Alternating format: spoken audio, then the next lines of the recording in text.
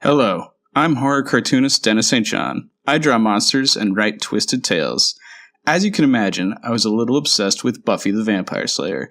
Lucky for me, so were most of my high school friends, all except one. One friend who stubbornly refused to join the Scoobies.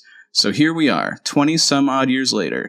I'm teaming up with Doc Travis, John Teach Landis, and maybe a special guest or two. And we're going to make our friend, Michael Poley, watch one episode of Buffy a week until he's no longer the Buffy Virgin.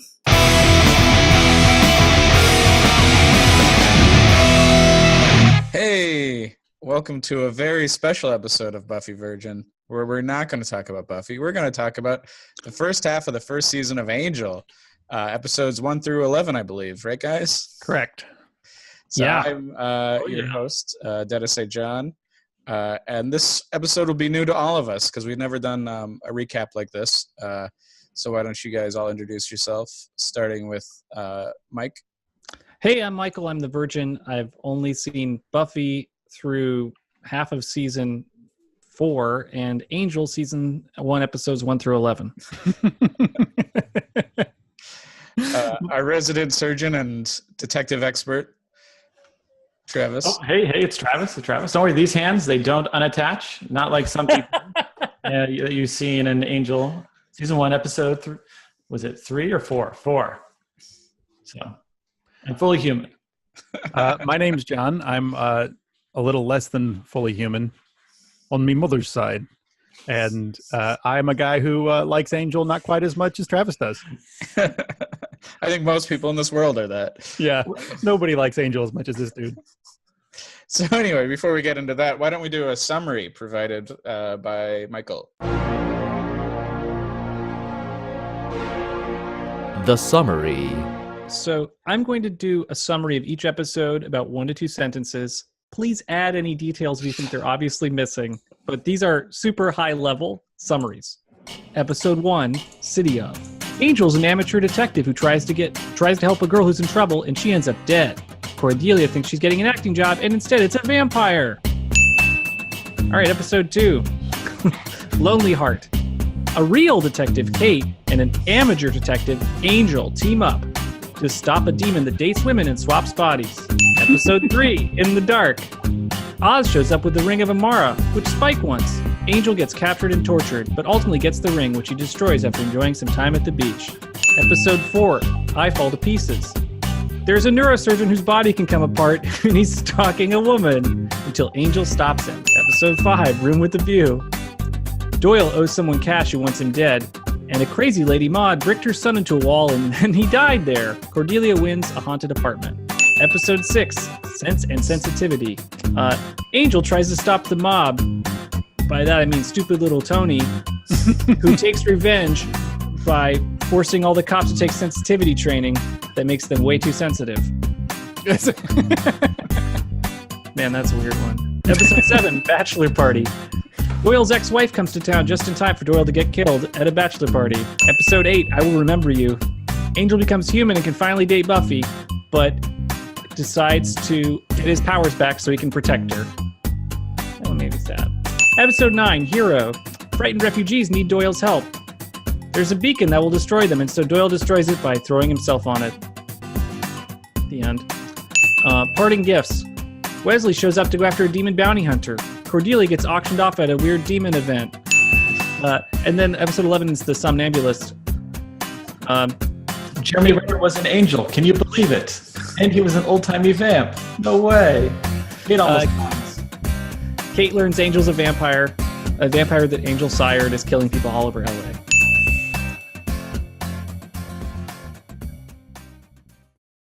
Well. All right. Thank you for those summaries, Mike. Let's move on to Great Lines. Great lines. Mike, why don't you start? Okay, this is an awesome line from episode 1. Cordelia's in, I guess, Russell's place, the big fortress, and she's just discovering that something's up. Oh God, I'm sorry, I'm getting all weepy in front of you. I probably look really scary. I finally get invited to a nice place with no mirrors and lots of curtains. Hey, you're a vampire. Yeah. I wish she doesn't say that with any fear. She's just like, I figured it out. Yeah. It's such a good line. It makes you love Cordelia in the show. It's so good. And then the other, just like, and then him like, no, I'm not. Like, he's still trying to play it off, and he's like totally unprepared for like how knowledgeable she is. That's good stuff. All right.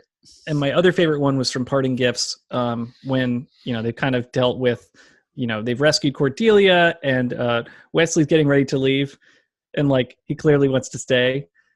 No rest for the wicked fighters through storm and rain, heat, famine, deep, painful, gnawing hunger I go. And then Angel says, breakfast?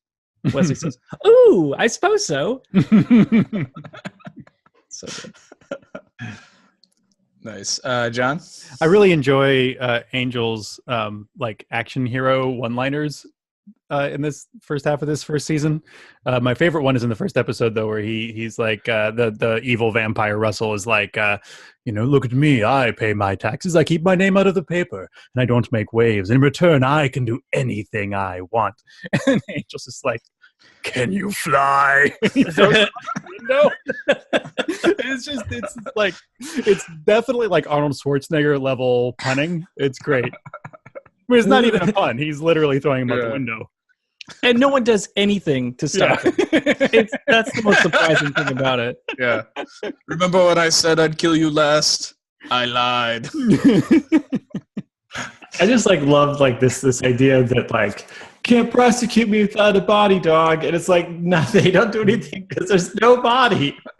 And then like it'd just be great if they ever used the phrase "no body, no crime." Like when they done with these vampire things, which is just such a crazy concept. It's like more money, more problems. Like, no body, no crime. Like the vampires are always talking smack about how, man, we can never get any of our murders prosecuted against us. It's like, it's such a weird dynamic. I really like when Cordelia is fighting Ghost Maud, and she's like calling her a bitch and stuff, and then Cordelia's like, I'm not a sniveling, whiny little cry, Buffy. I'm the nastiest girl in Sunnydale history. I take crap from no one. The sniveling, whiny little cry Buffy is like solid dig on Buffy out of nowhere. Yeah, that reminds me of one of Spike's digs when Angel's being tortured, and he's like calls her Slutty the Vampire Slayer, and like just makes Angel so mad. Yeah. Did anyone think it was weird? Like in that episode, Spike knew who Cordelia was. Where you're like, what? Like obviously Cordelia would know who Spike is, right? But have they had any interactions before? Yeah, or there's the time when Angel goes into like this like involved history of like Cordelia's position vis-a-vis the other like the Cordettes and everything. He starts talking about the Cordettes and how vicious they were to the other girls. It's like, was Angel paying attention to that? Well, I could imagine like Buffy spending a lot of time complaining about Cordelia to her boyfriend, right? Yeah, sure. That checks out. And Cordelia did try to mac on Angel for like half a season, right? That's right. Yeah. Salty goodness. Oh, not on Angel though. Yeah. Like I get what you're saying. Yeah, on Buffy. Yeah, She's definitely moved on. Yeah. One line I like from some somnambulist was he's like, "There's been a murder," and Cordelia's like, "It's not front page news." And he goes, "Actually, it is front page news," and then produces the front page newspaper. And then another point of the episode, Angel's all chained up because they were worried he was killing people. And then she brings in a new newspaper and she says, "Great news, sports fans. There's been another killing."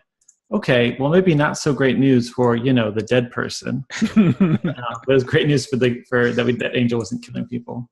But yeah. You could make a list of moments when the newspaper is used to illustrate something. Tangible newspaper. Oh, it's so retro. Wesley's like, "Oh, there's an auction going on. That's what Cordelia was drawing." There's another great line in that same episode where he produces the newspaper and she's like, "You stole the dentist's newspaper. You're going to get us kicked out of the office." It's great. All right. Why don't we move on to, instead of Weird Noticings trivia, we're doing best worst. So we'll start off strong before getting silly. We have best worst episodes.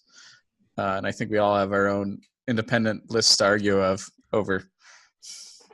Well, it was so hard to choose a single best episode in an entire half season. I think I have my top 4 episodes. I loved City of, the opening, the first episode, real strong. I love the attack on the fortress scene at the end. It's just like super fun, Angel as Batman as kind of character. Like, it's just such a crazy episode, and not knowing what Angel was going to be like, it was surprisingly fun, and without any of the baggage I thought it was going to have. Well, that changed, obviously. Sense and Sensitivity is the weird, super weird episode where the sensitivity training happens and like Angel's really nice, and it becomes a challenge for him to do his angeling. But that was a blast. And then Bachelor Party is, gosh, I guess I got so many here. Bachelor Party is great. That's such a weird monster exploration. I Will Remember You is the one that I thought this, like the with Buffy, I thought that was going to be what the show was going to be all about, and instead it's this one episode, and it's beautiful. It's such a well done episode. That's the only one I want to watch again, I think, over and over again. And then Parting Gifts with Wesley is incredible. Those are my top. And then the worst, Somnambulist with I guess Jeremy Renner. I thought that was pretty weak. Lonely So out Heart. of 11, you have 5 best. Oh, sorry. Yeah, I could pick the best one. I Will Remember You is the best, and then I think the worst is probably the Somnambulist one with the unknown killer. I mean, it moves the story a little bit better than some other stuff. Maybe Room with a View is the weakest one. That was the weirdest one, with the surprising, creepy discovery that a woman shut her son up, bricked her son up in a room in her house, and then died, and then the son died too, and it's super dark and weird. Meanwhile, Doyle's being pursued by people that he owes money to, and then it all just goes down in this haunted house kind of scenario. That was kind of the weakest one. But best is I Will Remember You. Okay, back away. I listed Hero and Room with a View as 2 of my favorites. I think I like Room with a View for the exact reasons you hated it.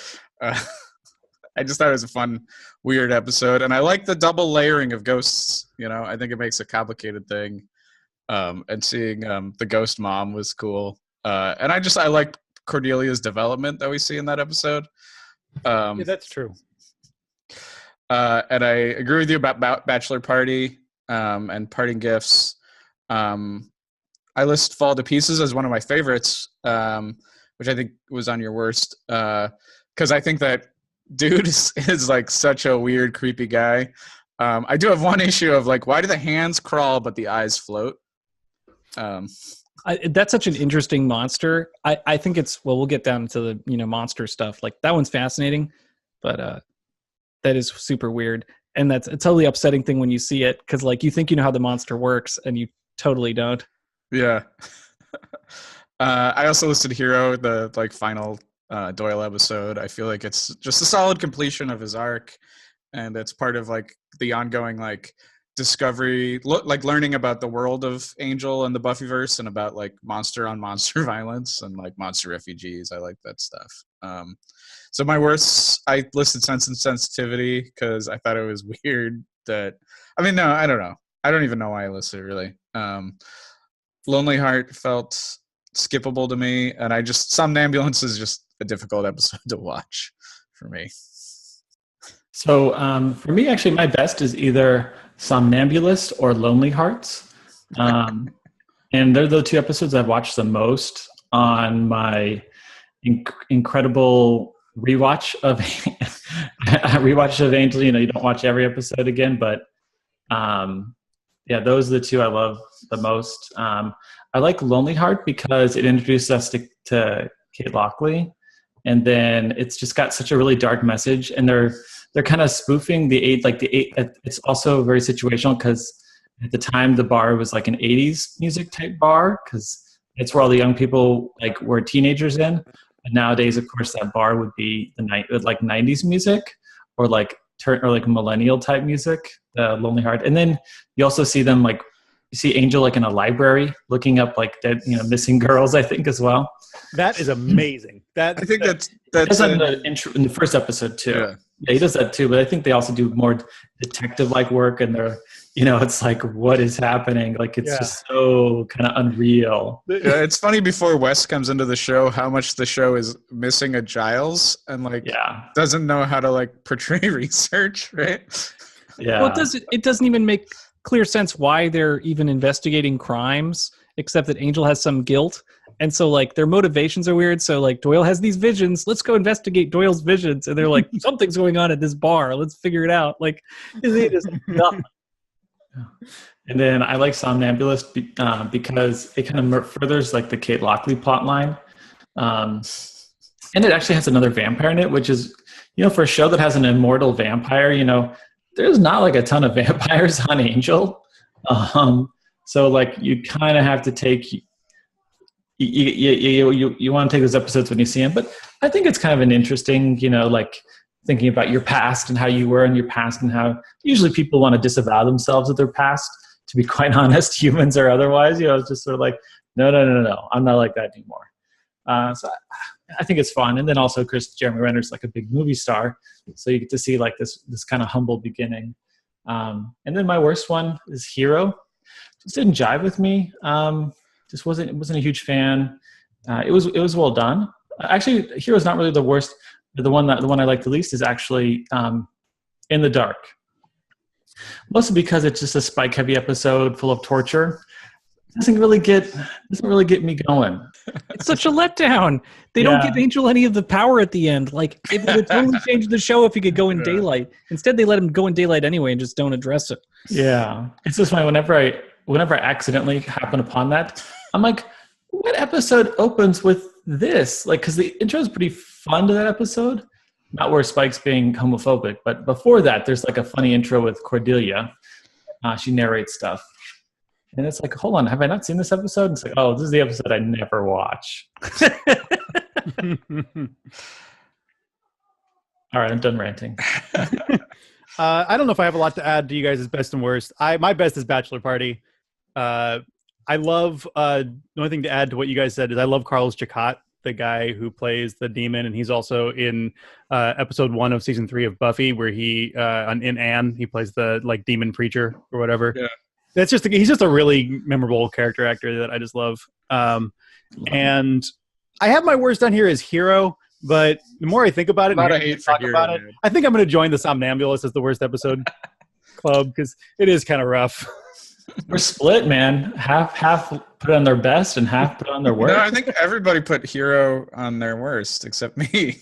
No, Somnambulist. Oh, Somnambulist. Yeah, no, I think it was everybody's worst except for you, Trev, who said it was his best. No. Oh, really? I'm the one who likes Somnambulist? Yeah. Oh, truth comes out. Pattern is emerging, folks. Very bold, Travis. Well, I think it's really it's a true connoisseur's episode. Well, that's a nice way of saying it. We really can't argue with that. So it's who's the crazy person about Angel? Oh God, don't tell me I have the same preference. If you're listening to this, I kind of hope to God you don't like Somnambulist, because I feel like that's a real negative predictor for you. I just so it's interesting you hate In the Dark, because I feel like what in the Dark is the most Buffy episode of the beginning of Angel. Partially because both Oz and Spike are in it, but it has that kind of lighter, sillier tone like a Buffy episode. Right. Lighter tone with the torture scenes. The torture stuff is weird, but other than that, no, I agree. It's more. But Buffy has always been about the tortures, also, right? Versus Somnambulance is this, to me, is this weird retelling of the Spike story, but with a much blander guy. They even have the scene where Jeremy Renner and Angel run into each other again, and he's like, "Hey, why don't we eat cake together?"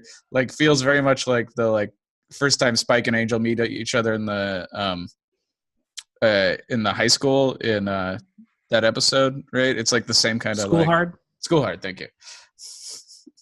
It's almost just we're replaying the scene again where he can Angel thinks he can take advantage of them knowing him as Angelus, and it never works, right?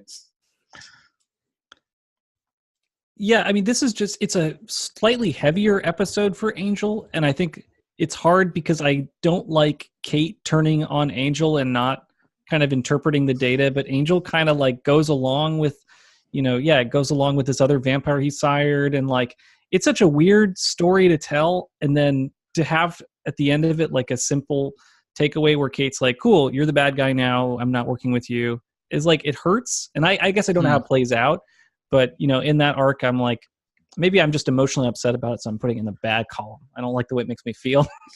Yeah, I also like all the religious stuff. I also don't like in this episode. I'm like, the cross on the cheek. Like, I don't know. Yeah. I know it was kind of like suspenseful as an episode. You were like, did Angel really go bad again? There's like a little mystery. I mean, there's always a little bit of mystery in each of the episodes, but this one I thought was like more interesting. And you're right. It's frustrating that Kate like totally doesn't act like a rational person and be like, oh, you're probably a good person since you tried to save those people's lives. And maybe I won't believe all the stuff that was written about you. But in some ways, it's also kind of understandable because I think she was like kind of hoping, she deals with all this, death and crime and murder. Her expectation was that Angel was like a kind of a normal person who was good looking that she could like interact with.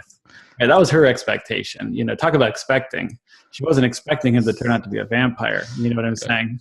So I think that's kind of real, right? Like when somebody doesn't turn out to be, what you thought you would be. I think most people are really, they can be upset. They shouldn't, not necessarily they should be upset, but they could be upset. Kate is an interesting character, and part of it is it's hard to really get a read on her because like when we first meet her, she's undercover and she's playing a character, and it's hard to know like where that character stops and where she begins. We can get into it more. Let's move on to best worst monster. Mike?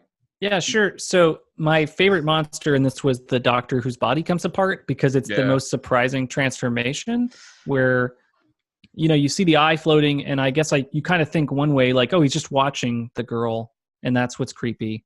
And you think because he's worked on, that part of the body that's kind of how the monster operates. And then to see the rest of the body slipping around is just like such an unexpected J-horror thing to happen that like it just kind of makes your brain melt a little bit. And that made me kind of love the show. I feel like the first episode I really enjoyed. The second episode was a little bit weak for me.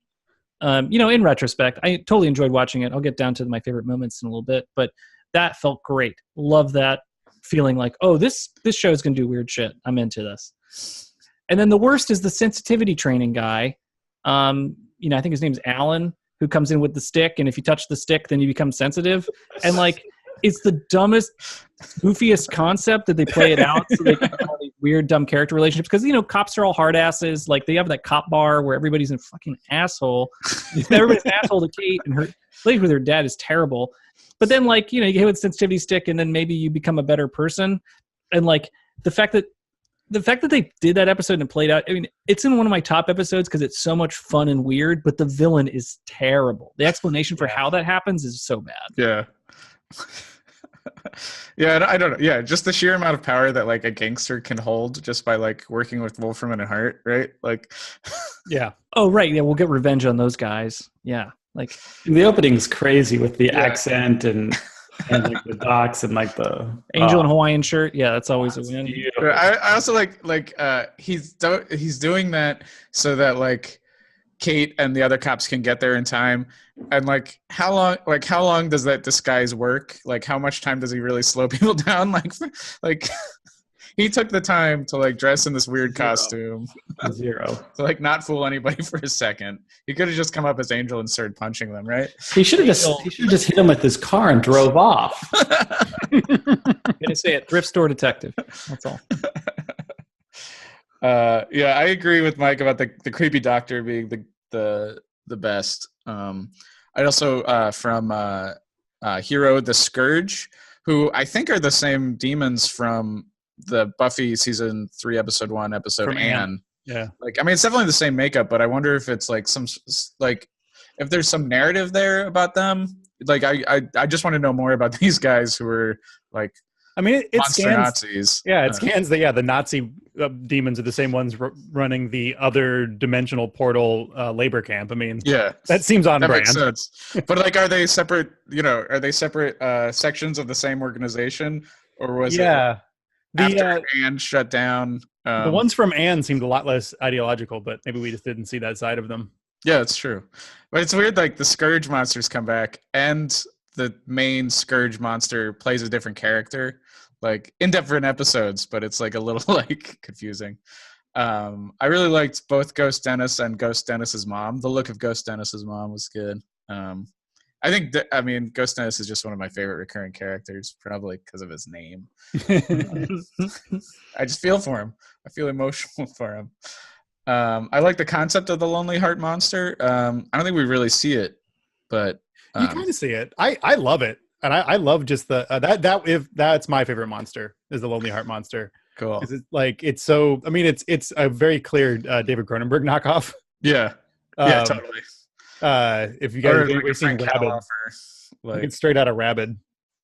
I think it's Rabid / Slither. It's Yeah, or Shivers Shivers. Yeah. or Slither. I mean, yeah, any No, you're right. It's Shivers. choose your body horror movie. But I love that actually a lot of the monster is communicated through the acting of people, and like they're like horrible scenes in bed, and they're like horrible screaming when you're having your spine penetrated or whatever. Yeah, and apparently like he's a bad lover also, or it. Like, nobody's satisfied. They're always like sorry. Also in that episode when they're like looking through demon books, there's a demon that looks like the Stegosaurus demon from Slayerfest 98, but it wraps intestines around its head. I wonder what's going on with that. And then worst, Jeremy Renner. Wow, getting it.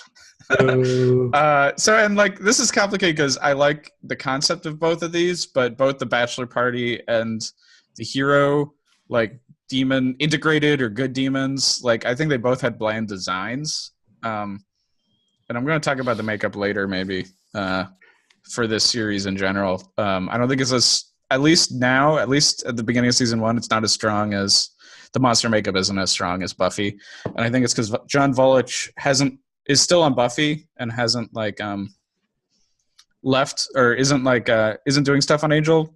So I was trying to figure out who was doing the monster makeup on. I guess I'm talking about this now. Sorry. I was trying to figure out who's doing the monster makeup on Angel right now, and there's not like a main guy as far as I can find. But I found the names Dane Johnson and Glenn Hetrick. And Glenn Hetrick, monster makeup fans probably know from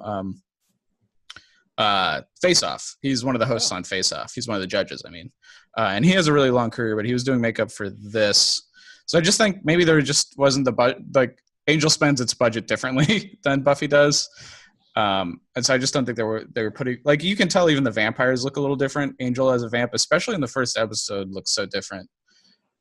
So anyway, that's the kind of stuff I'm looking. I don't know how they spend the makeup budget because some monsters look amazing and some are random. So like, yeah, it's hard to know. I'm sure if we could just get the production calculator and just see how they spent their money, it'd be great. I know. We need this. Well, how much does it cost to rent that sweet convertible? Like that probably, the more shots that's in, the more expensive. Plus, the thing only gets like 10 to 12 miles per gallon. I don't think they're driving it for very long, though. Yeah, but Idols, it's even worse. And I also thought the look of the oracles was like bland. Uninteresting. I'm like everyone else. The Doctor from Fall to Pieces or the Burrowing Demon were the best. The worst were the Hero Demons, just because they weren't even that memorable. So, yeah, that's me. All right, John, you didn't write any, but you got some. Yeah, I mean, I just love the Burrowing Demon. I think I'll leave it at that. It's I'm a sucker for the body horror. So yeah. All right, let's do best /worst character look /work. I've never seen this like designation before in a list. Let's see how this goes.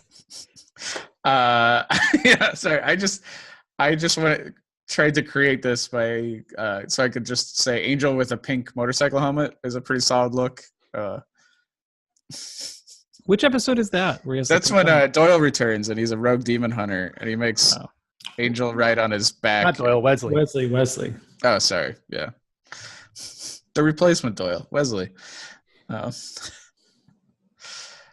Because I think the show is doing really weird things with like the sheer amount of gay jokes and like how often people seem to misinterpret Angel as gay.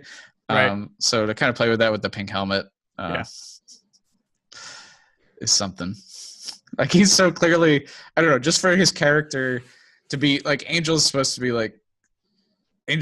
this like, I don't care about the world heroic guy, but he's very clearly concerned about his look, right?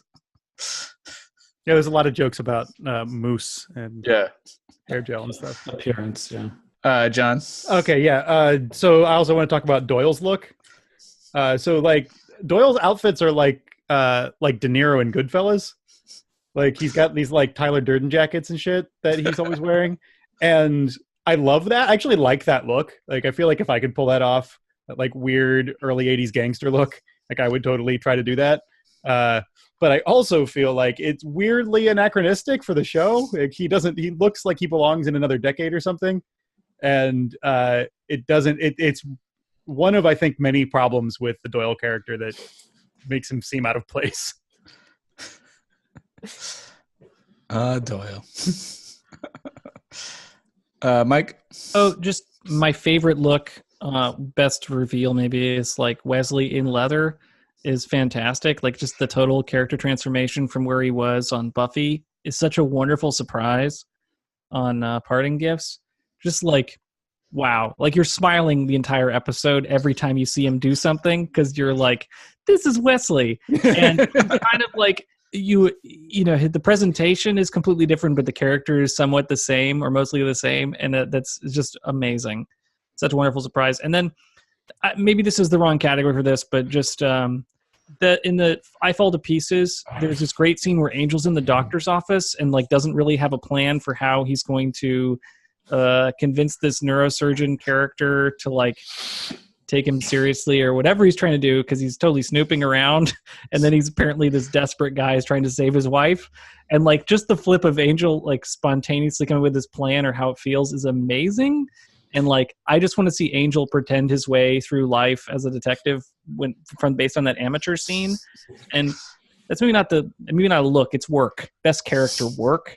I just love the way Angel's working because you see him working. He's working it, man. Travis. I love it when Wesley slips on the coffee beans when he walks into the office. It's like just the most perfect comedic timing ever, and like so goofy, and his character is so goofy. And he has this really fun linen suit, this like cream colored or off-white linen suit that he wears as well. Yeah, and that's what he wears directly after the leather, right? Yes, and he wears it off and on for a while, but it's just like it's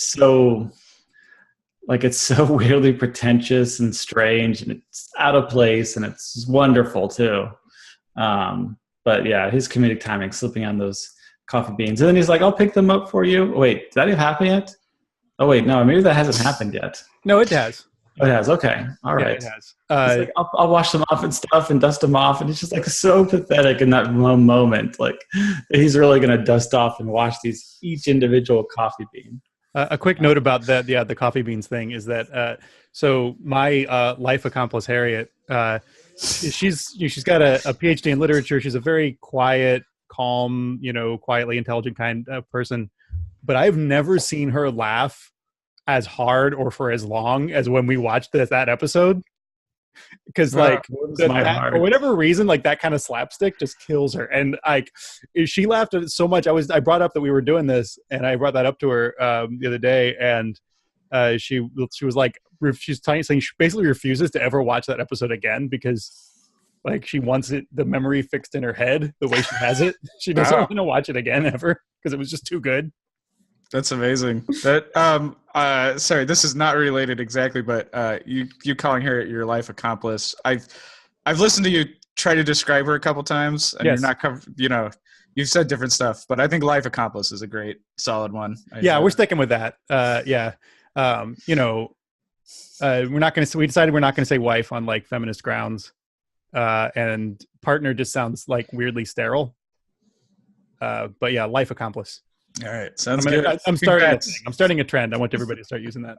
Oh, partner sounds fun. It sounds exciting. It doesn't sound sterile. I use partner all the time because it's not gendered, and I like Right, the you like- non-gendered vocabulary. No, But I mean, yes, in Partners at a formal law situations, I firm, will say right? You can be partners at a law firm. You can be partners on like a hot dog cart. You know, What's more romantic than a hot dog cart?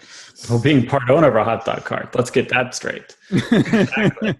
I don't know, partners. Partner in crime. I mean, it's got a lot. I'm just kidding. I have no partners. So our next section we have listed as best/worst new character. Why don't we instead just say, let's talk about Doyle for a minute, and then we'll talk about Kate for a minute. And like those would be our section. Yeah, it sounds good. However we rate them. Yes. Like I think those are the two characters we're gonna like try to tackle. So like I just wanted like a little setup for Doyle. Like this is a unique opportunity. I don't like when talking about a show like this where we got basically 8 episodes to meet a character and then they died. So we get their complete arc right now, and we could kind of assess the full character, which I don't think we've ever been able to do before. True. And then Kate is more ongoing, but well, that's also you confirming that Doyle doesn't come back in some form. I mean, I guess Cordelia has the vision from Doyle. It hasn't been confirmed to me that Doyle is off the show forever, so thank you. sorry. Spoilers. I mean, ish, right? But anyway, it's confirmed.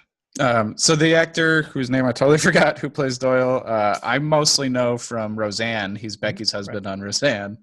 Glenn Quinn. Yeah, Glenn Quinn. Thank you. I'd just forgotten. And who wrote for Roseanne? Joss Whedon. Yeah, so All ties together. So it's not a random actor. No. Casting. And this is his real accent on TV. Before he'd always had to fake an American accent, but he's really Irish. So yeah, let's dig into Doyle. Who wants to go? Why does the show need Doyle? Can I start there? Like, why do we need a Doyle on the show? When they could have had Whistler. Good Yeah, question. I think he's Well, clearly they intended to have a Whistler. he's similar to the Whistler. He's the connection of the powers that be, and it's also kind of establishing that the powers that be are using Demons. they're using who they can, and it's not like about it's a redemption for Doyle. Also, they didn't find a white knight to be this oracle or whatever, the seer. They found somebody like Angel who is also on a redemption arc, or maybe should be on a redemption arc, right? And he's very did you guys watch did you ever watch Dead Like Me? No. It's a show about Grim Reapers. It's I forget who did it, but it's the guy who did Hannibal, and he did Does that have Armie Hammer on it? no. But there's a character very similar to to Doyle called Mason on that. So anyway. All right. I'll go ahead and say that for me, Doyle doesn't work at all, and that I don't like him. I don't care about him. I think the thing that doesn't work is that they got this first of all, there's problems with Doyle are number one, I feel like the Irish stereotyping is not great.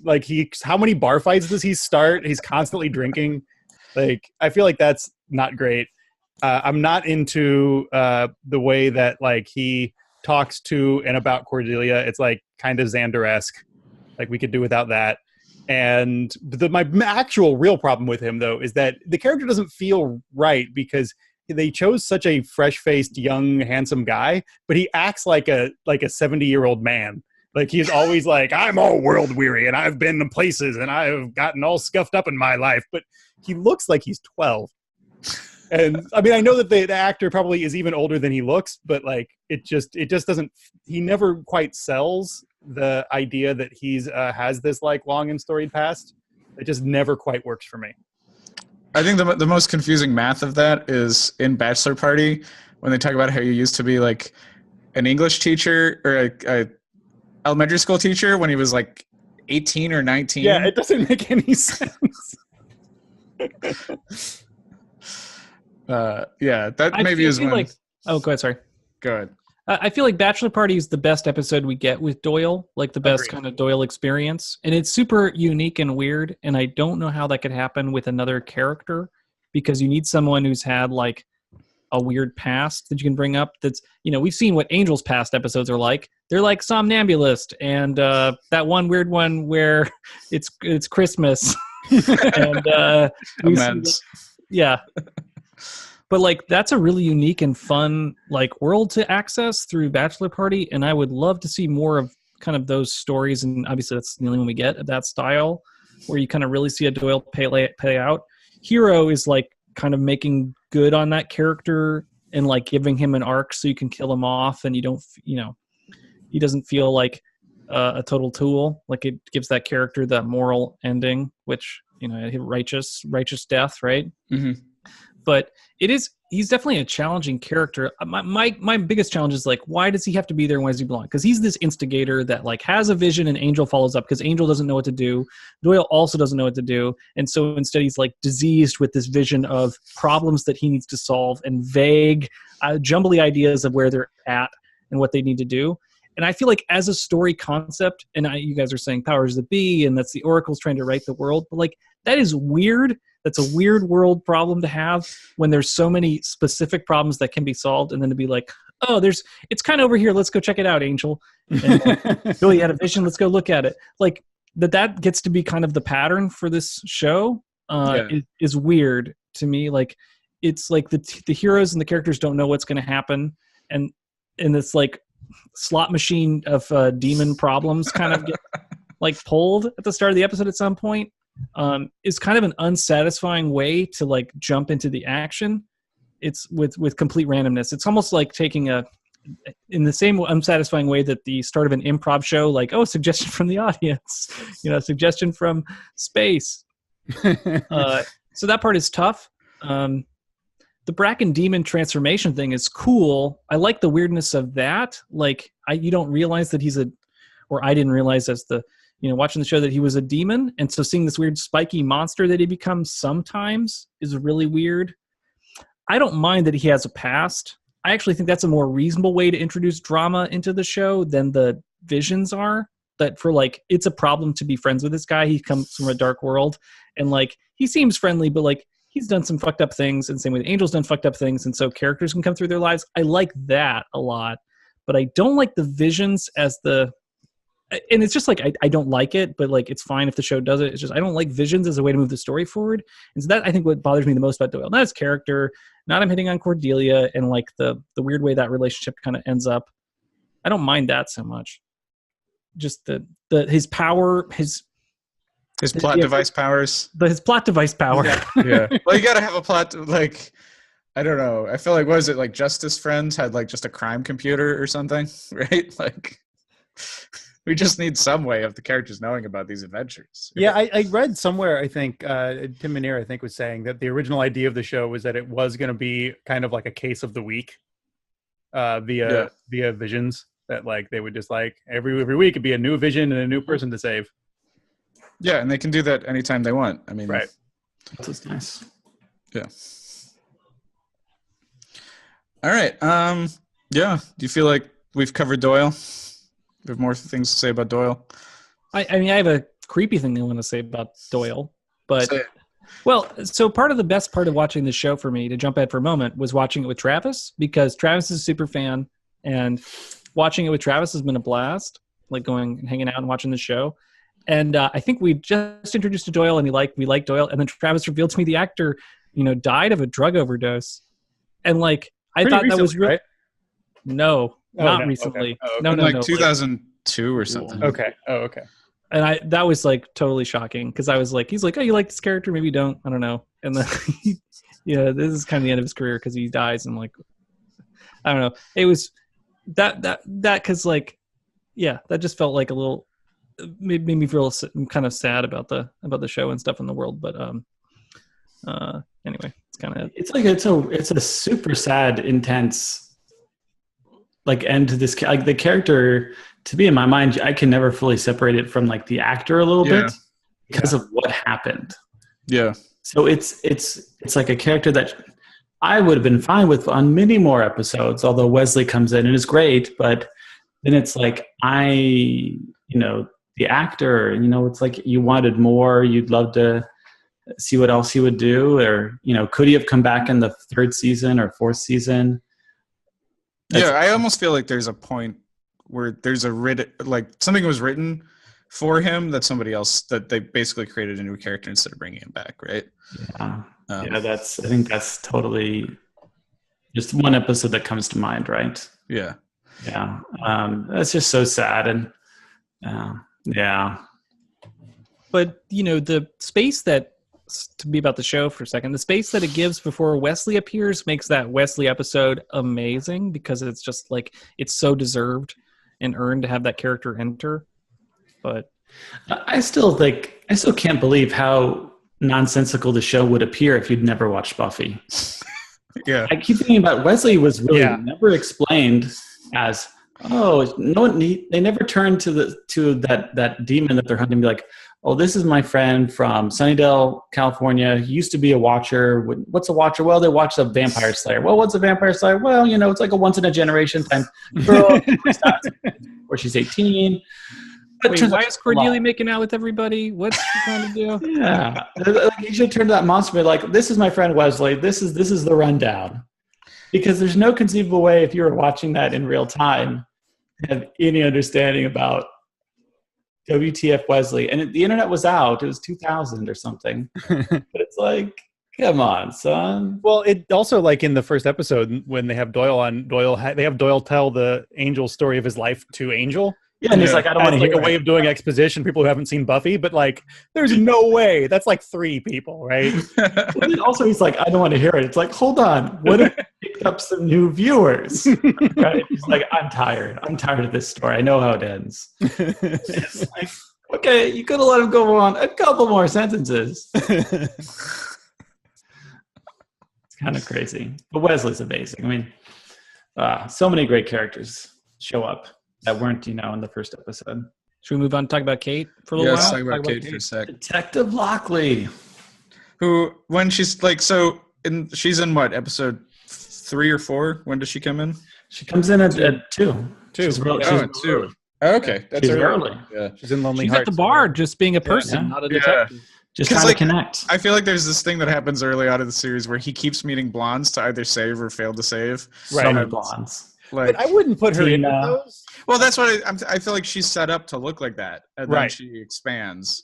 Yes. But she's still very much is trying to she's not trying to do it. The show is trying to fulfill this like Buffy space in Angel's heart with some blonde. I like her as a romantic interest for Angel so much more than Buffy. Yeah. I was talking with Angel about I was talking with Donna about Angel, and she was like, could you imagine the conversation that if they ever start dating, like about the conversation of like, who's your ex? It's like, well, the last person I dated was a high school student.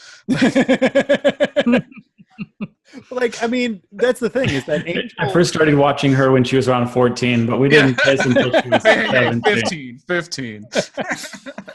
Angel Buffy feels like an adult dating a teenager. It really does feel that way. It feels like there's an imbalance of experience and power in that relationship.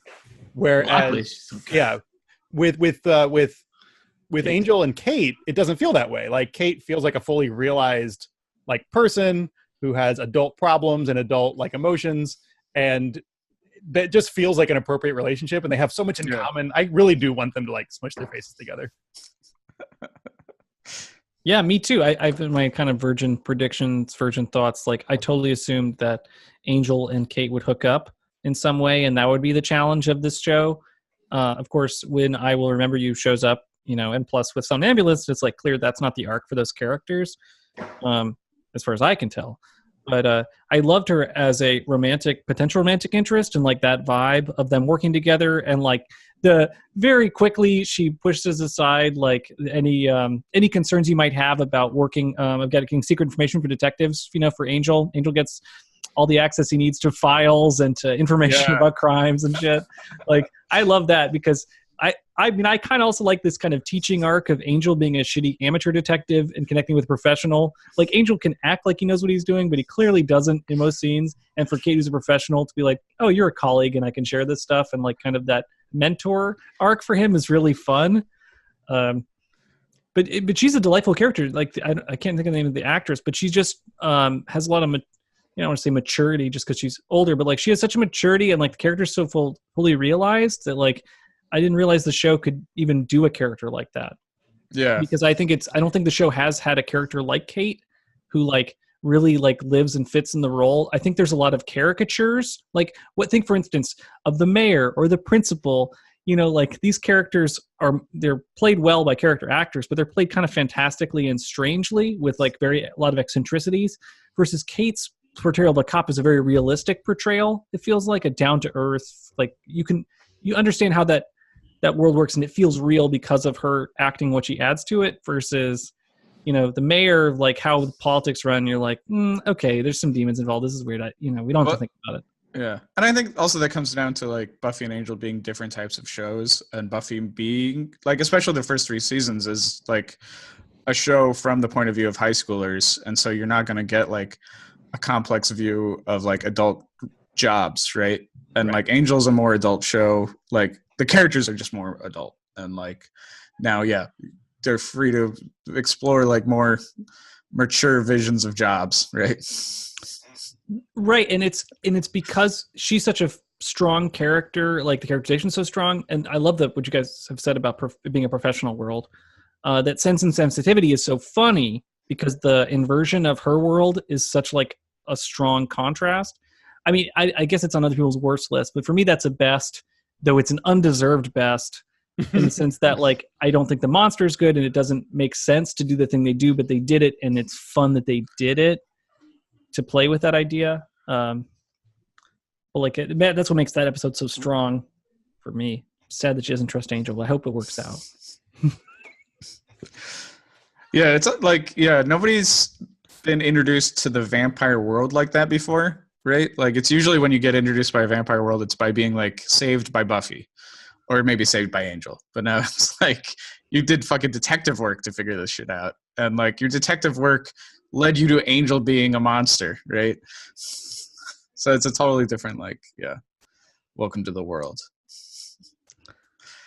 But she's one of the most exciting characters to watch. Her and Wesley are the most fun to watch, and I'm excited to see what happens with them in the second part of this season. Oh, what about the unnamed character, aka Los Angeles? Right? Yeah. That's the most important new character. Yeah, I definitely think Los Angeles is a character on the show. And a lot of it is like a little hokey. Young starlets getting the advantage taken of them or whatever. Oh, and yeah. like a lot of that is like, I don't know, it seems a little bit cliche. Or standing on rooftops. Yeah. I love that standing on a rooftop green screen where Angel's like, this place reminds me of home. Yeah. The city. Oh, my city. Oh my god, and the crazy cuts they do between scenes, like I don't know what you call those moves. Yeah, the 90s cut.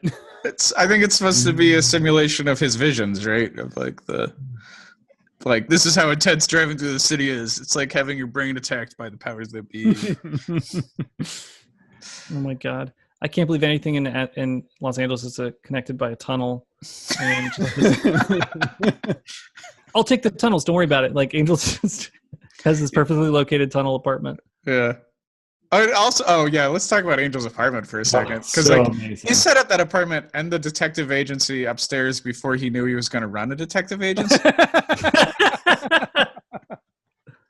It just happens to so perfectly fit for what we're going to do. How is it? He's found this amazing apartment and lifestyle, but like Cordelia's struggling. Okay, there's 2 questions. One is, how does Angel find his place? But it comes down to like, where does Angel get money from? And, also Cordelia's like struggling to find a place that's rent controlled. She's like going to live in a haunted apartment and maybe it'll work out. Like Angel's apartment is perfectly located, has sewer access, which maybe most people will be like, no, thanks. But he's like, heck yeah, get a tunnel around the town. Like, where does he get his money? Where does Angel get his money? Here's also, like, we all know, like, in real life, the Ninja Turtles would smell terribly, right? Because they're turtles. Like, does Angel's apartment look nice but smell like raw sewage? That could be why the rent is low. Nobody Didn't we already hear, like, Cordelia make fun of him for being 200 years old? You really need to have an investment portfolio. Yeah. Yeah. Maybe he does. That could explain it all. I always figured in Sunnydale he had a mansion because he just like He killed the person who lived there. yeah, he killed the vamps that were already setting up.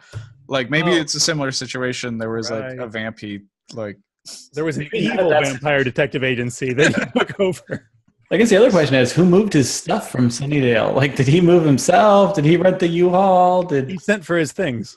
He's such a yeah. I mean, he's I feel like he's a minimalist. I don't think he has much shit. Like no. Spike has Remember, nothing. remember back in Shit. his like first apartment, he had that like framed jade sculpture or Oh something. gosh, yeah. Like I feel like he's very much a guy who he doesn't collect a lot, but he like Yeah, every like good taste. 10, 15 years he picks up a new piece and he's like, this is important to me now. Like so he's like I feel like he's probably really good at moving. He's figured that out. Yeah. Okay, let's go on. There's something about blondes here. Oh, I think we already kind of covered this, but I said Okay. best worst Buffy proxy. Sure are a lot of blondes for Angel to save. Yeah, stay tuned. Yeah. John, I believe this is your category now. Yeah, I wanted to talk about this is going to be my best and worst things that aren't on the first half of the first season of Angel. So the best thing that is not in there, meaning the thing I wished actually was, is that apparently they shot this footage in the first episode when Angel's like trying to like save Tina, but he actually fails. Like she actually dies. Like kind of like at the beginning of the third act, she dies, and he goes and finds her body. And originally, the way they shot this was he goes and he finds her body, and he picks up her lifeless body and cradles it, and he gets her blood on his hands, and then he like licks his fingers, like he puts his finger in his mouth, and then they cut. Like that was the original way that was shot. Oh no! And it was meant to like, I guess it was meant to be like there's this darkness inside Angel that's still there, but like I think that would have been amazing if they left that way. That sounds so good. That sounds like it's part of the setup Doyle gives that's never really explored. Of like, Right. he drank Buffy's blood not that long ago, and he's like him as an addict or something. Like he's been off human blood for so long, but now he's back on it, and it's like, can I maintain my human blood sobriety? Right. And then the other thing, though, this is my worst thing that is not in, meaning the thing that I'm glad they didn't put in.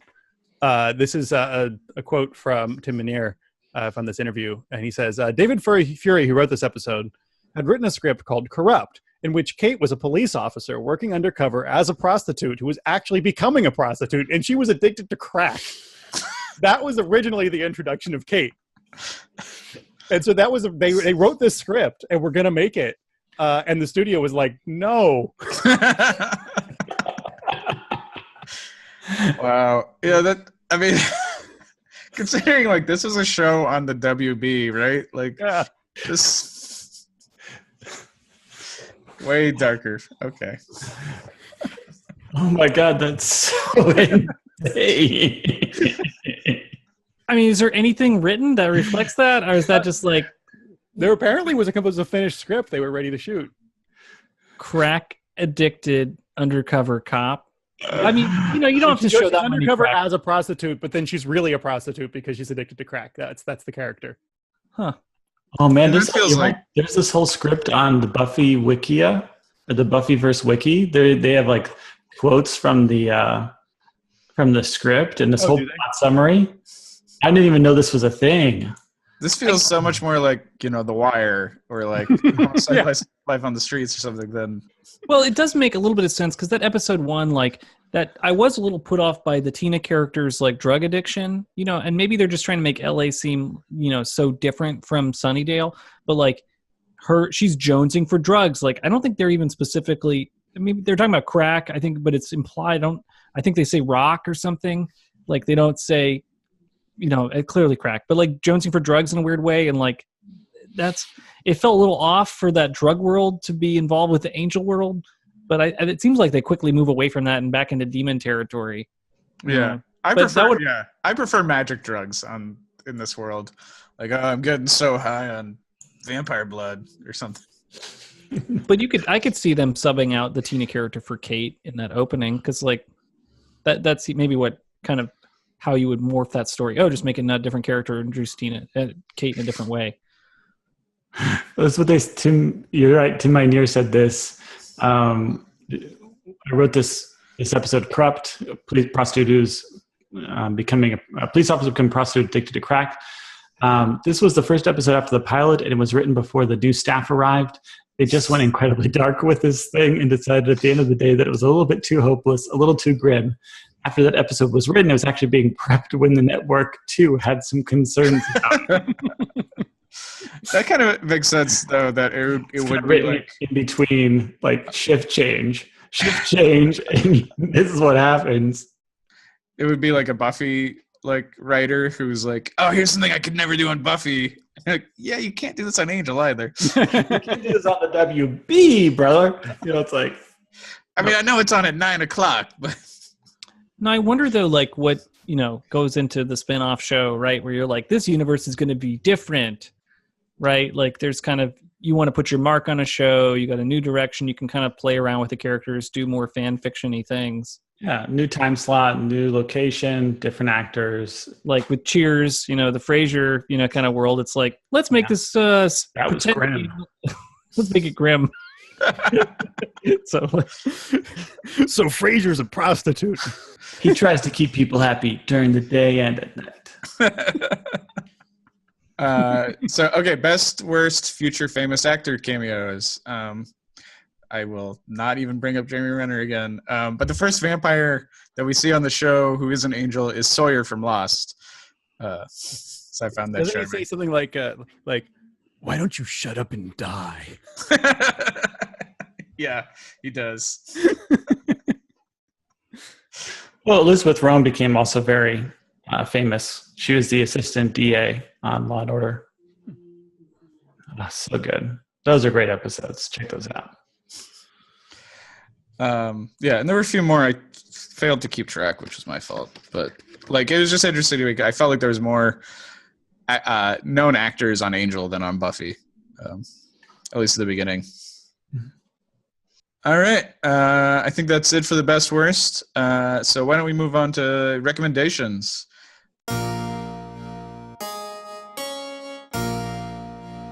Recommendations. John, it looks like you got a couple. Yeah, I was surprised that you didn't have these in before I did, Dennis. But after watching Lonely Heart, again, like we already mentioned, David Cronenberg's Rabid. Wonderful movie if you're into stabby sex scenes. And if you enjoyed the episode I Fall to Pieces with the doctor who comes into parts, I recommend watching all of the X-Files because that is basically an X-Files episode. Yeah, totally. It's so Tombs, right? Totally, yeah. The whole thing, I've looked into his background and he's been studying psychic surgery in the Alps, and like that just feels like an X-Files like piece of dialogue. Yeah, I am going to recommend the Clive Barker movie Nightbreed. It's about a guy who keeps having visions of monsters, and David Cronenberg actually plays his psychiatrist in it. It's a totally bonkers movie, but it's very much the similar thing of like he helps the helpless, and it's about like the monsters aren't the real villains. And the main actor even looks like David Boreanaz. So if you just feel like there's not enough David Boreanaz in your life, go check out Nightbreed because you can get a proper simulation. I'm also going to recommend the comic Devilman. It's a manga and an anime and stuff. It's about a world with demons, and one guy has the powers of a demon but have a heart of a man, and so he fights the demons. It's really good and weird and intense. I'm going to recommend the movie Freaks for a similar thing of like, it's just that like the more we learned about the freaks, the more they're the heroes or the sympathetic characters, at least against like the normal people. And then I'm going to just talk about TV shows for a minute because one show I will really recommend that has a similar setup, but he's not a detective, he's a journalist, is Kolchak the Night Stalker. That one's a really fun one. And then I think it's funny that like vampire detective show is something that there's like multiple occasions of. So there's the show Moonlight from 2007, which I think had one season, and the vampire in that was named Mick St. John. which, given I'm Dennis St. John, I got a cousin named Mick, who's not like, it's a name very very close to me, I guess. And then there was a South Korean TV show called The Vampire Detective in 2016. I haven't seen that, but I just think it's funny that like there's just so many of these type of shows. And there's a few other where the guy's not a vampire, but he's like immortal in some way. Yeah, and then I already said Dead Like Me. Dark Shadows, the TV series, which is, there's also the Tim Burton movie, but the show I think is better. And very long running vampire and other monster show. All right, that's it for recommendations for me. Anyone else? Just watch more Angel. If you didn't get enough Angel in season 1, episodes 1 through 11. That's right. We got 4.5 more seasons. All right, let's move on to themes.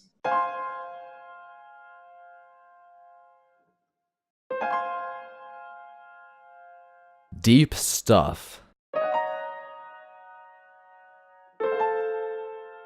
John? Okay, so I want to talk about the weird idea for this show, in that Angel is very explicitly sexually repressed, and that's kind of That's his power. character. Yeah. It's interesting to me, like, so the way that, especially the way that Doyle sort of frames it at the beginning that you were talking about earlier, Dennis, where he says, you know, basically like you're like an addict, you could at any moment become evil again. So we basically understand that the rules are for Angel that he could go back to killing just out of like weakness. Like he always kind of on some level wants to, but there's also this mechanic where if he has an orgasm with someone, that he will become evil in an instant. Yeah. And so I think it's just really interesting that, first of all, we're worried that he's going to become murderous, and that what will happen is that he'll have sex and that will make him a murder monster. But he's allowed to kill all he wants. He can throw people out of windows. He can, like, you know, stab people. He can kill things with swords. As long as he doesn't get a boner while he does it. Yeah, exactly. There's like there's an unstated statement there about male sexuality that is super uncomfortable. Yeah.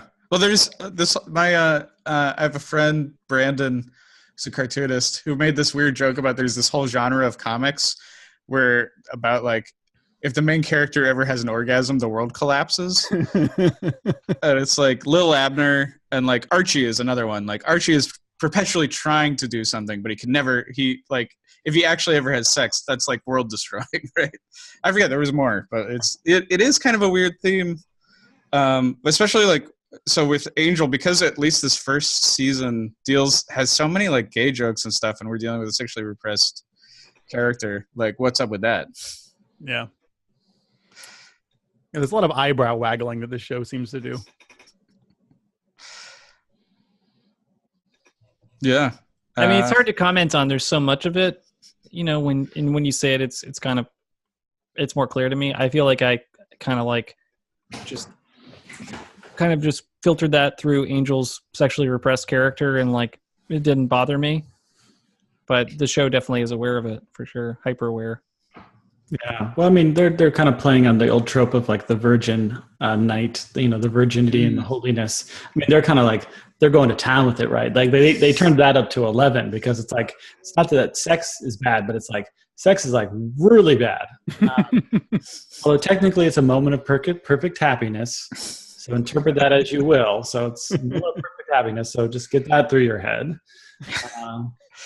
And I think, does Doyle say, you know, don't you realize how rare that is to have a perfect moment of perfect happiness? So, I mean, in some ways, it's also a lot about like fear of your sexuality, a little bit, or fear of the consequences of Definitely who you become. So, I think they stated so. It's not like Angel can have sex. It's just that there's a risk of. We don't know. Well, I think they say, didn't Doyle tell Cordelia that like how rare? Do you know? I think that's Wesley later on. Okay, that's Wesley. Getting my male supporting actors mixed up here. It's not one big jumble up in here, Yeah. folks. But the way the show, at least right now, is treating it is equating it with sex. And it's also that, I mean, also sex and happiness, right? It's like this is a character who needs to stay miserable for the world to work, right? Like Yeah, he has to happiness sacrifice his happiness for the world. happiness is a moral wrong. Yeah. Like Yeah. it's very fucking Catholic, man. Yeah, it does feel very Catholic. I mean, it's all comes back to sex too. I mean, come on. I mean, Yeah. it doesn't get more Catholic than that. Everything is sex except for sex, which is power.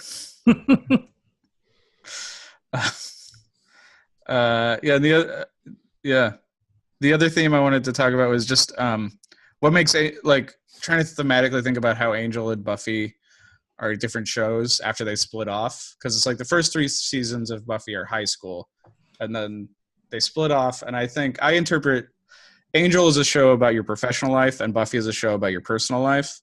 And that's why like there's things in this beginning of Angel season 1 that are like kind of career milestones at the beginning of your career, like making your first business card, and like they treat that as this big deal. I mean, Cordelia treats it more of a big deal than anybody else, but like Angel actually uses them. It's like having your office, having your business card. Like if this was set now, it'd be about like creating your keeping your internet presence up and creating your website. And Cordelia would constantly be harassing Angel about like, you got to keep your Twitter presence up. If you don't tweet, you don't eat. Hollywood, call me. I've got more one-liners like that. I think you're right, Dennis. I think another way, something else I think about is Buffy is a show about growing old in your hometown. I think there's multiple ways where this works. As Buffy is growing up and becoming an adult in your hometown, and Angel is more about becoming an adult in somewhere new. There's a little bit of that. Mm-hmm. I think there's a little more business stuff in Angel than there is in Buffy for sure too. And I feel like with Buffy, they retread locations, storylines. They're gonna retread some. Oh man, I'm just spoiling. They're gonna retread some issues. Some issues are gonna get retread. It's all about like what would consequences of living and growing up in one place. So to me, maybe that's why I feel less guilty when I watch Angel. Because Angel isn't like trying to retread the place, where he grew up, and because we all abandoned our families. Spoiler alert for the podcast: we all abandoned our families, except for Dennis, I guess. So maybe that's why he likes Buffy better than Angel. All right. Yeah, I like where that goes at the end. It goes to a real confusing place at the end of that. I was really especially thinking about like things like the business card and the offices, and where, like, watch where what his title is and where his offices are and stuff as the series goes on, and how it's kind of about developing, which I think is vague enough to not count as spoilers, right? It's just like where do we grow professionally versus where do we grow emotionally? I'm not, whether I've abandoned my family or not is... No, Dennis, you haven't. You're the lucky one. The rest of us... I don't know if it's luck. I spent all of yesterday with my family. It was interesting. I got some homemade ice cream out of it. So that's all I'll say about that on camera. We haven't played Buffy Bingo in a while, but if you're keeping track, you can tick off a square of Buffy Bingo. Honorary Dennis Sad story, because he won't go into the details. I'm trying to learn how to not go into those details on this show. How are people going to play bingo? Because what happened is a couple friends of mine have started watching the show from the beginning, or our podcast from the beginning, and they're bringing up stuff I said like 2 years ago. And I'm like, oh, you haven't even gotten to like. Wait till I get real depressed and it's on the show. Mike, you want to guess at the theme? Yes. I mean, another theme would be like a hero without a plan. Like this kind of learning how to become a hero. Like they don't really have a plan for how, or Angel doesn't have a plan for how he's going to help the world or right wrongs. I mean, you see it in that first episode, City of, where he's trying to help Tina. He doesn't really know her problem. She doesn't even really think she has a problem. And then she kind of reveals it eventually after a few, a little bit of a conversation. But like Angel's figuring out how he can help people, and even what he should be doing, like his role in the world. So I think, I agree with your finding yourself as an adult as part of the theme, Travis, when you were, contrasting the shows. Or maybe Dennis said that. Sorry, I've jumbled you two. That was more Dennis, yeah. I'm more like sticking to this other thing. But you're right, redemption. I mean, this is all about redemption anyways. Buffy is less about redemption. Buffy doesn't have to redeem her past actions very much. So that's another way that this show is way different than Buffy. It's crazy to me for as much about redemption it is, though, how little Angel talks about the past. Like, but maybe that's part of the redemption. Maybe that's just because he knows the audience is bored with that stuff. He's like, blah, blah, blah. I've heard it all before. Let me get a new supporting cast member in here. I mean, talk about the past. It's like, I mean, you wouldn't bring up the crappy things that you did as a teenager, or I mean, this guy did podcast, maybe. Really, I mean, well, your friend's on a podcast. If Angel was on a podcast, his Spike would have brought it up. Like, hey, Angel, you remember that time, And Angel would be like, oh my God, don't bring this up. Yeah. The Spike Angel podcast is full of embarrassing moments. Oh man. It's just one embarrassing moment and another strung together with a theme. And then Spike's Poetry Corner. Oh man. Sorry, spoilers. Yeah. All right. Okay. Sorry. This actually sounds like a good podcast. Oh, dude, it'd be so much fun. It'd be like Spike and Angel, and then every week they'd have like on an old buddy, and just. Or no, they should have on a human, and every episode the audience should decide whether Spike eats them or Angel saves them. Ooh, like a call-in show. Yeah. Interesting. Very interesting. And Angel is always like, I didn't agree to this part. I just like the idea of also like a podcast show with like Spike and Angel, and they're like almost like every time they're on, Angel's like, why am I contractually obligated to be on the show? Like it's just like this anger to be on a show with Spike, who just rubs him the wrong way, like in all these different ways. All right, Polly section. All right, let's do the Polly section. My Polly section is predictions.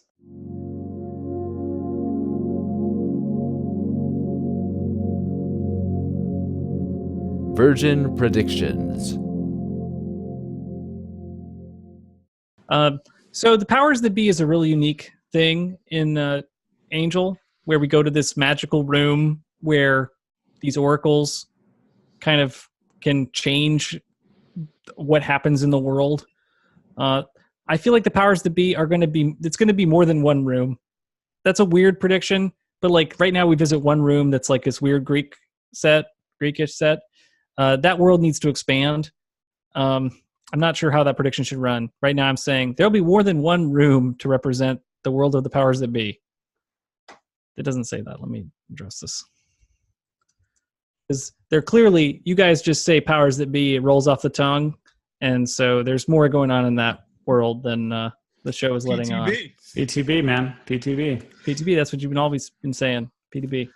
Yeah, so next prediction. Kate and Angel will get over their hate of each other. Kate and Angel will kiss. Doyle will appear in a flashback. Cordelia will lose her ability to have visions. Angel will never become human again. That was a one-time deal. Can I ask why you think Cordelia would lose her visions? Like, what about the show prompts you to make that guess? Do you mean it as like a one-off or as like for a continuing thing? I mean, at the very least, as a one-off, because I think the show is relying on it and relying on her to like figure out what to do next, and so we just have to lose that for the show to grow up and go into a second or third season. This like something's wrong in the universe slot machine needs to get broken because like they need to have better plan than that. And I think that's part of becoming an adult and becoming a professional is not just responding to the chaotic vision that happens. Maybe I'm wrong, but I just don't like that as the main story vehicle feels broken to me. But I don't know how she's going to lose it. I mean, at least for an episode. I mean, I just want to say she's going to lose it. I don't want to say forever because I don't know how the show gets written. And also the never predictions are challenging because they only get dealt with at the end. So there's that. Oz will appear again on Angel. I feel like Oz can have a second life appearance on Angel, at least a guest appearance after leaving Buffy. Now, this next one's pretty controversial. I think this will happen on Buffy, but Giles will get transformed into young Giles. Where is this coming from? This is just thoughts I have when I live with Buffy in my brain Yeah. all fucking day. We're talking about Angel, and all of a sudden you're like, Giles is going to be young Giles. I live with Buffy in my brain, and I feel like a young Giles episode would be really funny. All right. Like Giles as a demon. Like a wish list. This isn't a prediction, man. These are just like a wish list. It's like your grocery list, man. Well, we just saw the episode where Giles became a demon, and it was lovely, right? Yes. That was a fun episode of Buffy on season 4. Screwing with Giles is fun. You can only hit him on the head so many times. Yep. Young Giles wouldn't know as much, but might be fun in different ways, and also no one would know who he was. Yes, and young Picard was hilarious. So young Giles is also going to be great, I'm sure. Young Giles could be its own show. Sorry, there's another of our not often used Buffy bingo. We're back, guys. We're back. Bingo's on. Faith and Angel are going to team up. Again, this is all these dream teams. Spike and Angel will team up. The Watcher Council will be a villain on Angel. I know it just seems like Wolfram and Hart are the main villain. That's why I don't want to make a prediction because it's so obvious that they're the villain. But Watcher Council will be a villain on Angel. And then, this is a weird one. Doyle left something behind that a demon is going to come looking for. Mm. I don't know what it is. He left something behind. That's the end of my predictions. Yeah. Those are great. We didn't go over old predictions. Yeah, that's what I was going to ask. Does John have old predictions prepared? I do. Because I know there's going to be some. Okay, so let's see. Looking at some old predictions. Let's see. Back in season 3, episode 14, when Wesley first showed up, Mike predicted this new Watcher, Wesley, is going to make it to season 4. Now, he didn't quite make it onto season 4 Buffy, but he definitely made it onto season 1 Angel, which we're counting, I think, is the same thing. Yeah, I think we made the decision. We've made that sort of precedent that for the purposes of the predictions sheet, that season 1 of Angel and Counts. season 4 of Buffy are the same thing. Congratulations. That goes both ways. Bless you. Bless you. Mike, you're lucky because I'd actually vote against you in this. So I think if we the thing is, if we voted against that now, it would set this precedent where none of the Buffy predictions would be able to come true, right? Yeah. Which is like not as fun. Okay. It needs to be across the board thing. The episode after that, though, Mike, you predicted that Wesley is going to leave the Watchers Council by his choice. And we learned this season of Angel that he was fired from the Watchers Council. No. Denied. So that is denied. Yeah. Oh my gosh, the language. You bring this on yourself, Mike. You are completely unnecessarily too specific with some of these recommendations. I'm surprised you didn't say Kate and Angel will kiss in the moonlight. I mean, you've gotten more vague. You've learned, my boy. You learn. Yeah. Okay. And then the only other one that I have that I think might have happened, and I don't think I watched these 11 episodes carefully enough. You guys are going to have to help me with this. Mike predicted back in season 3, episode 7, that Angel will perform a magic spell again. Has that happened in these 11 episodes? I think so, right? I just can't pinpoint where. Yes, the exorcism. You could say the exorcism in Room with a View. Yeah. Okay, that's right. And I was thinking he has to perform a spell to like meet the oracles, right? That's right. It's just So like he a door performed knocking spell. a couple spells. Yeah. 11 episodes. There we go. Thank you very much. Okay, so that is confirmation for Angel performing magic spells.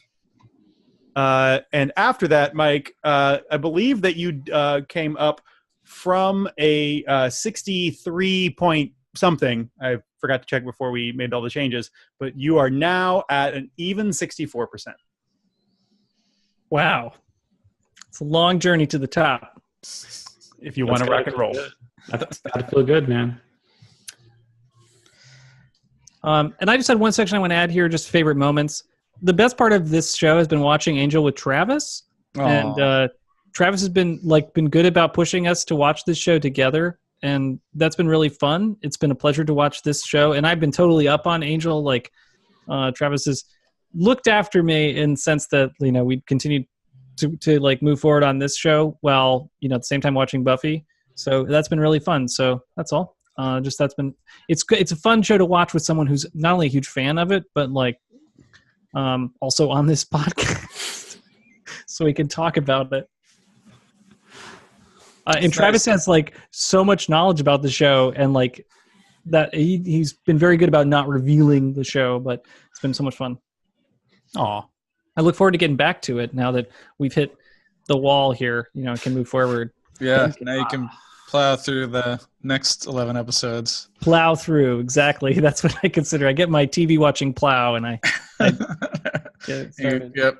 And then you harvest the TV watching beans and make these podcasts. So we do. Can you crush the beans with your super strength? And I still feel like that I missed when that happened. I still don't think I got the episode right for when that happens. One thing I'd love to toss in here really quickly is that there's all this difficulty around the fact that Angel does not have a investigator's license. He doesn't have a PI license in California. So I looked up what it would take for him to get one. And I mean, it's definitely some work, but I think he should do it. Yeah, he should do it. He needs. If Veronica Mars could do it while she was still in high school. Well, he needs an associate's degree. That's the hard part. He needs an associate's degree in police studies. How'd she do it then? Or or a bachelor's degree in something else. But like, he needs an associate's degree. He needs a clean background check, and a couple other things. But like a $250 fee or whatever. I feel like it's all approachable. I'd love to see a bunch of this show where Angel starts going to night school. Well, they should have Wesley do it, and like it's still called Angel Investigations, but Wesley is the prime detective. And he's the detective of record or whatever. Yeah. Here's a prediction: Angel will never even read a single fucking book about forensics or detective work. I'm not putting that in the list because I'm going to go ahead and confirm that now. This is easy money for Mike. Not even a single book. Oh, wouldn't it be amazing if there was an episode where he's reading, He's catching up on it, but people are trying to stop him from reading and learning. Like demons are trying to stop him from going to school. Yeah. All right. Is that the episode? I believe it is. Well, then we will see you next week when we're back on Buffy. Next time you hear our dulcet tones, one of us will be living in England, and we'll miss you. We need to figure out how the scheduling works once you get there and stuff. But we will still have you on. Obviously, we can't do this without you. Yay! So we'll figure that out. So I've been your host, Dennis St. John. You can buy my books. Please do. You can find our podcast wherever you're listening to it right now and a couple other places. And follow us on Twitter and Instagram. So anyway, that's it. We'll see you next week on Buffy, and see you in hell.